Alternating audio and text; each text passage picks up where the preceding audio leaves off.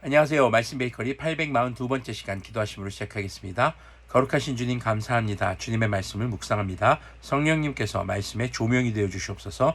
우리 주 예수 그리스도님의 이름으로 기도합니다. 아멘. 네, 오늘 보실 말씀은 히브리서 11장 8절에서 16절까지의 말씀을 함께 보도록 하겠습니다. 믿음으로 아브라함은 부르심을 받았을 때 순종하고 장차 자기 몫으로 받을 땅을 향해 나아갔습니다. 그런데 그는 어디로 가는지를 알지 못했지만 떠난 것입니다. 믿음으로 그는 약속하신 땅에서 타국에 몸붙여 사는 나그네처럼 거류하였으며 같은 약속을 함께 물려받을 이삭과 야곱과 함께 장막에서 살았습니다. 그는 하나님께서 설계하시고 세우실 튼튼한 기초를 가진 도시를 바랐던 것입니다. 자, 아브라함은 원래 하나님을 믿었던 사람이 아닙니다. 우르라는 지역에서 하나님의 음성을 듣고 믿음 하나로만 진짜 떠나간 사람입니다. 하나님의 음성을 듣고 너는 너의 본토 친척 아비집을 떠나 내가 너에게 지시할 땅으로 가라. 내가 너로 큰 민족을 이루어 창대케 하리니 너는 복의 근원이 될 것이다. 창세기 12장에서 등장한 이 말씀 하나만 믿고 어디로 가야 할지 모른 채 떠났던 것이죠. 그래서 문명이 고도로 발달한 이 우르를 하나님의 말씀에만 의지해서 떠납니다. 그리고 장막, 즉 텐트 생활을 합니다. 그의 믿음은요, 그렇게 하나님의 나라를 바라는 것입니다. 자, 그럼 이 하나님의 나라, 아브라함은 살아있을 때 보았습니까? 아니요. 이 하나님의 나라 언제 옵니까? 예수님께서 다시 오실 때에 이루실 주님의 나라, 그것이 바로 아브라함이 바랬던 것이고 지금 히브리서의 설교를 듣고 있는 자들도 그리고 우리들도 바라는 것이라는 것을 우리는 기억해야 합니다. 11절을 보면요, 믿음으로 사라는 나이가 지나서 수태할 수 없는 몸이었는데도 임신할 능력을 얻었습니다. 그가 약속하신 분을 신실하신 분으로 생각했기 때문입니다. 그래서 죽은 사람이나 다름없는 한 사람에게서 하늘의 별과 같이 많고 바닷가의 모래와 같이 셀 수 없는 많은 자손이 태어나게 되었던 것입니다. 사라는 폐경 이후에 이삭을 출산합니다. 한마디로 생명의 잉태가 불가능한 상태에서 하나님의 말씀을 의지함으로 믿음으로 그 사라에게 자녀가 태어났다는 것이죠. 이삭이. 사실 하나님의 천사를 통해서 처음 이제 아이를 낳을 것이다 라는 얘기를 들었을 때 사라는 믿지 않았습니다. 웃었습니다. 그런데 그 천사들이 우리가 다시 돌아올 때 넌 아이를 낳을 것이다. 그런데 사라가 동정녀 상태에서 동정녀 마리아처럼 남편과의 관계 없이 이삭을 낳았다, 그런 기록 없습니다.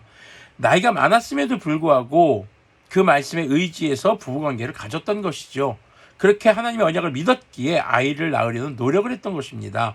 둘 다 지금 보이지 않는 것을 믿음으로 바라며 행동으로 옮긴 사람들입니다. 13절을 보면요, 이 사람들은 모두 믿음을 따라 살다가 죽었습니다. 그들은 약속하신 것을 받지는 못했지만 그것을 멀리서 바라보고 반겼으며 땅에서는 길손과 나그네 신세임을 고백하였습니다. 지금 당시 유대교의 믿음의 조상, 믿음의 선조라고 불리는 사람들도 당시 살아갈 당시에는 나그네임과 정말 그 땅에서 뭔가 누리지 못했던 하나님의 언약을 확실하게 살면서 누리지 못했던 삶이었던 것을 지금 기록하고 있는 것입니다. 이런 말을 하는 사람들은 자기네가 고향을 찾고 있다는 것을 나타내는 것입니다. 나그네는 고향을 찾아가는 사람들이다.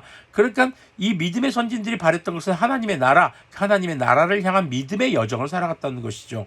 그들이 만일 떠나온 것을 생각하고 있었더라면 돌아갈 기회가 있었을 것입니다. 그러나 사실은 그들은 더 좋은 것을 동경하고 있었던 것입니다.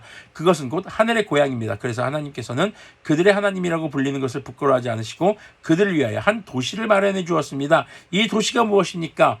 바로 우리 주님 다시 오실 때에 이루실 새 하늘과 새 땅, 주님의 나라인 것을 우리는 기억해야 할 것입니다. 자, 아브라함의 믿음은 어땠습니까? 어디로 가야 할지 모른 채 주님의 튼튼한 나라를 유업으로 받을 것을 확신하고 떠나는 믿음이었습니다. 온갖 불편한 삶 속에서도 더욱더 믿음이 견고해지는 삶이었죠. 사라는 어땠습니까? 생명의 잉태가 불가능한 상황에서도 주님의 말씀을 확신하고 노력하는 그런 부부관계를 가졌던 사라의 믿음, 행동으로 옮겨졌던 믿음이었죠. 그렇게 그리스도인들의 삶은요, 나그네와 같은 삶이라는 것을 오늘 히브리서는 말해주고 있습니다. 떠나온 곳, 바로 우리가 죄인에서 의인으로 예수님의 은혜로 바뀌었습니다. 그 예수님 믿기 이전의 상태를 그리워하지 않고 앞으로 임할 하나님의 나라를 확신하고 동경하며 그 나라에 들어가기까지 믿음의 여정을 끝까지 포기하지 않는 것이 그리스도인의 여정인 것을 바로 오늘 말씀 아브라함과 사라를 통해서 우리에게 이야기해주고 있는 것입니다.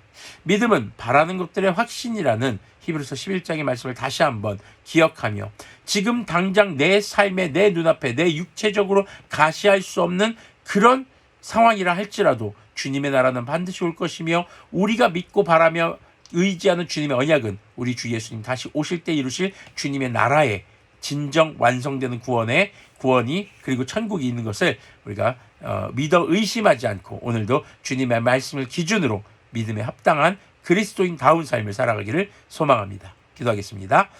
거룩하신 주님 감사합니다.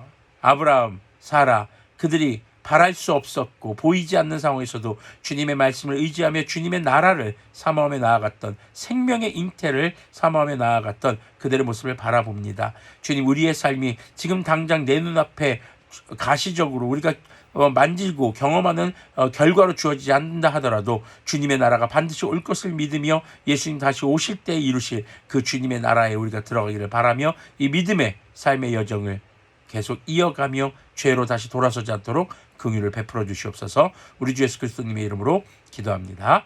아멘. 네, 오늘도 주님의 나라를 향해 믿음의 여정을 하기에 참 좋은 날입니다.